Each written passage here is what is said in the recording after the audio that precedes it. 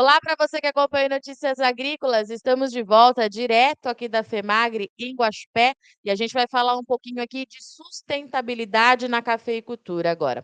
Olha só, no espaço desse ano aqui na FEMAGRE, a Cochupé fez um um espaço justamente reservado para falar de sustentabilidade e boas práticas agrícolas. A gente vem falando diariamente aqui no Notícias Agrícolas que esse mercado ele é cada vez mais exigente e junto com a Cochupé nesse ano tem importantes players desse mercado do café. E para contar um experimento muito interessante que foi feito, a Ilha está participando da FEMAGRE desse ano e eu estou aqui com o César Candiano, ele faz parte da Experimental Agrícola do Brasil, que é a empresa da Ilha aqui no Brasil, e que vai contar para a gente como é que o mercado está se posicionando e por que é importante essa troca para o produtor que está virando essa chavinha para a produção sustentável.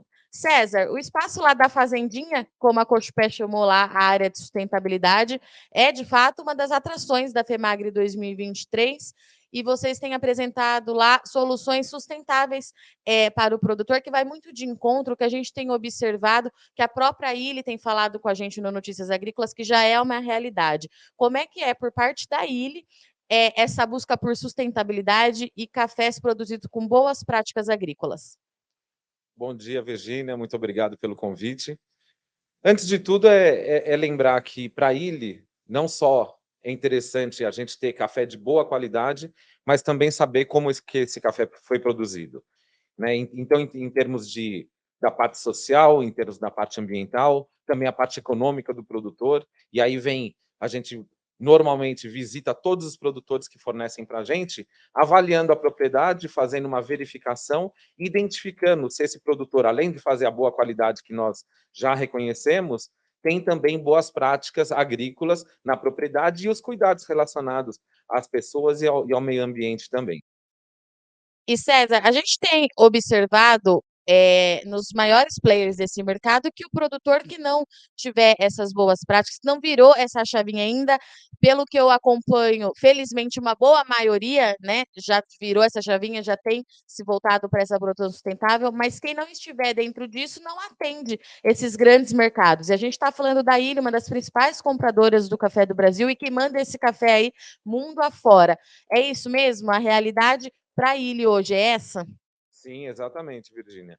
É essa porque já há mais de 15 anos, né, que nós vemos trabalhando também com a questão da sustentabilidade e também premiando o produtor em relação a isso, né? Então, hoje, o prêmio Ernesto Willi de qualidade, ele não é só de qualidade, é de qualidade sustentável.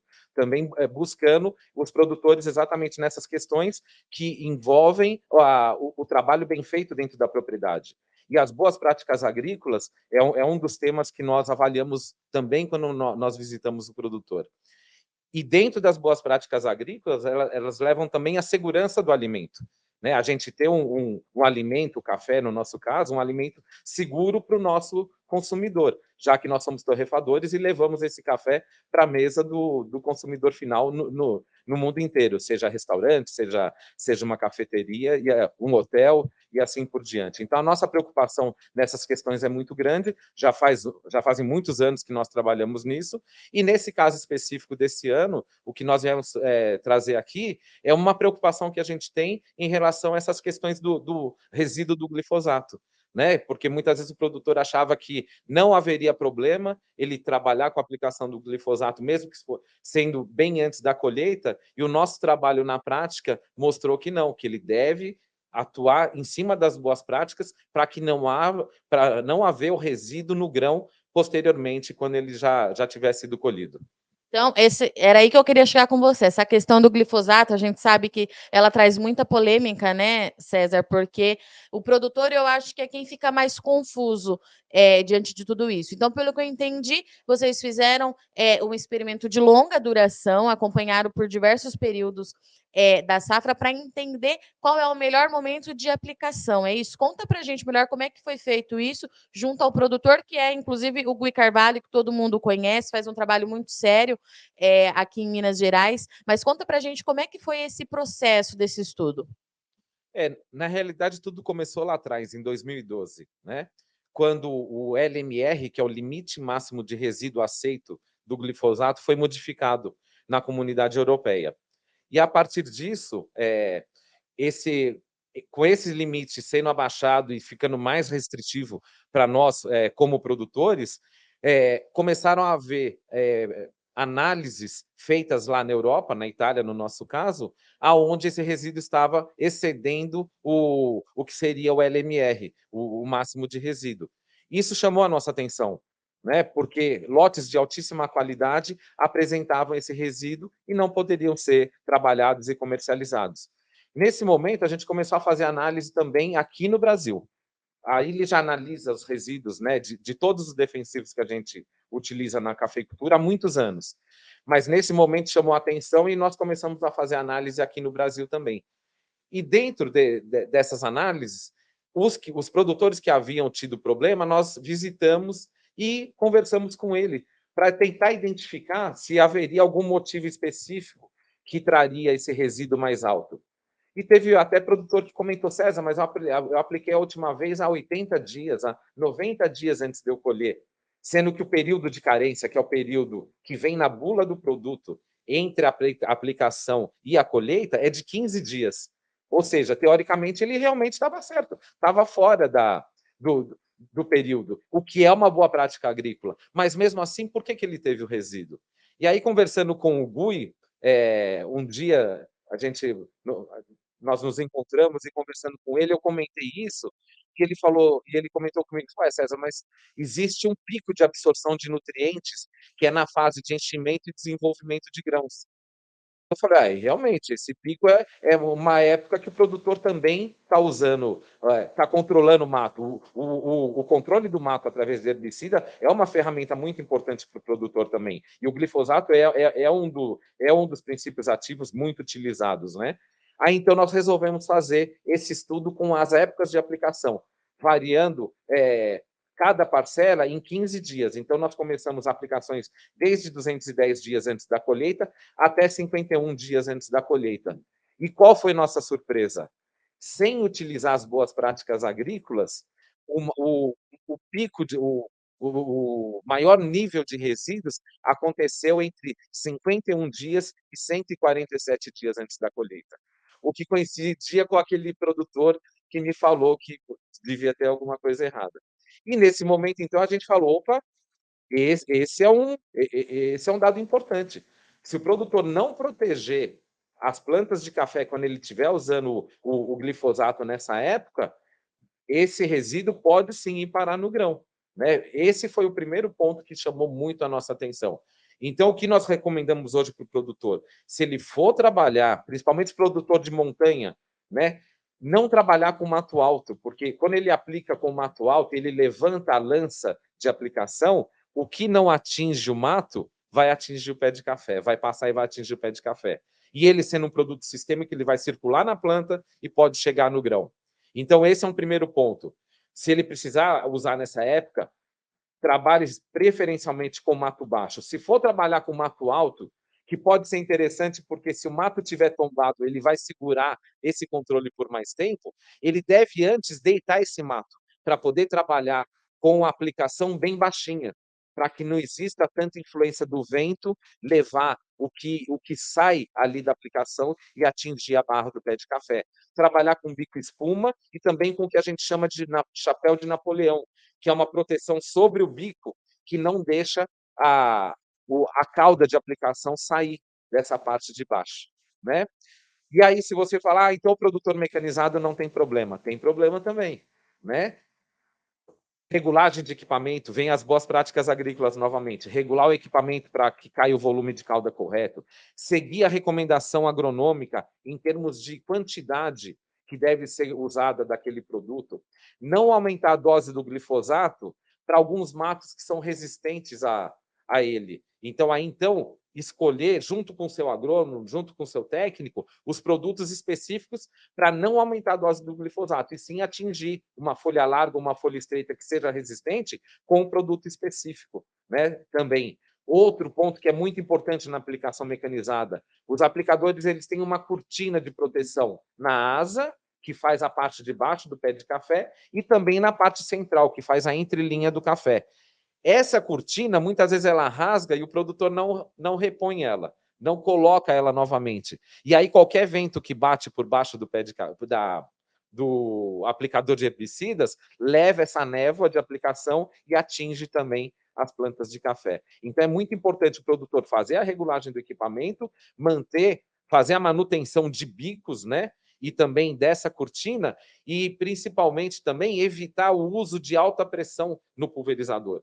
Às vezes, na regulagem, para ele atingir o volume de calda que ele precisa, em vez de ele mudar para um bico de vazão um pouco maior, ele aumenta a pressão, e com isso faz gota muito pequena e a deriva é muito mais fácil de ser levada, que é uma névoa que é formada atrás do aplicador.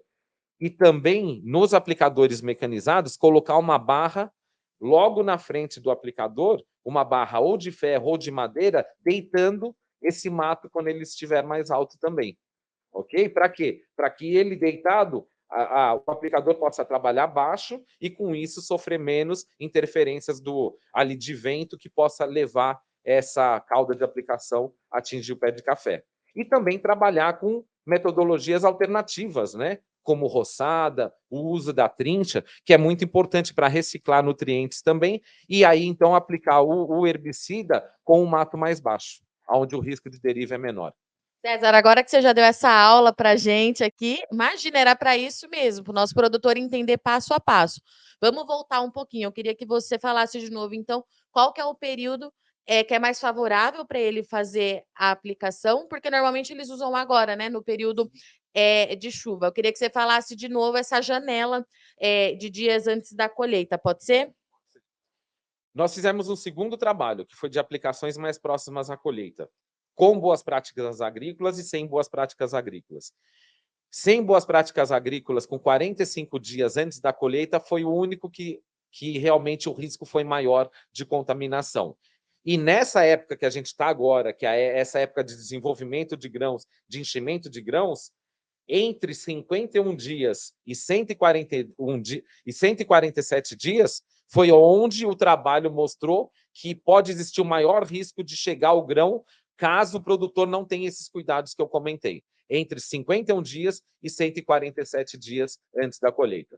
Então, o que a gente tem de resultado é o produtor pode usar, desde que ele tome todos esses cuidados de janela de aplicação, a manutenção das máquinas. Eu acho que esse é um ponto muito importante, né, César? Essa questão do bico, tanto para mesmo a aplicação das áreas mecanizadas, o produtor precisa fazer um pacote de ações que ele precisa ter para que ele consiga usar o glifosato sem ter problema e sem esse resíduo chegar até o grão, é isso? Exatamente, Virgínia. Na realidade, a gente sabe a ferramenta importante que é o uso dos herbicidas, principalmente em áreas tão extensas como a gente tem no Brasil, né? Que a gente tem áreas realmente grandes.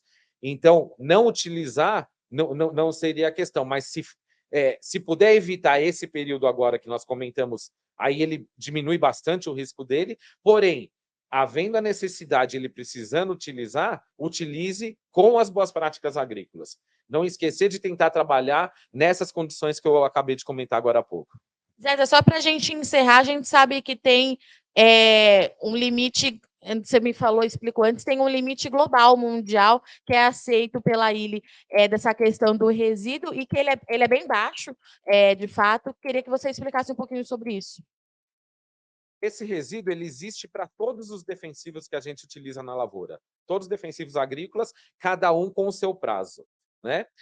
Desculpe, prazo seria o período de carência. Cada um com seus níveis. Né? Então, eles são variáveis de país para país. No nosso caso, como nós exportamos para mais de 140 países o nosso café torrado e moído, a gente sempre trabalha com o limite mais restritivo que exista. E nesse caso é 0,1 miligramas por quilo, que é 10 vezes mais restritivo do que esse limite aqui no Brasil.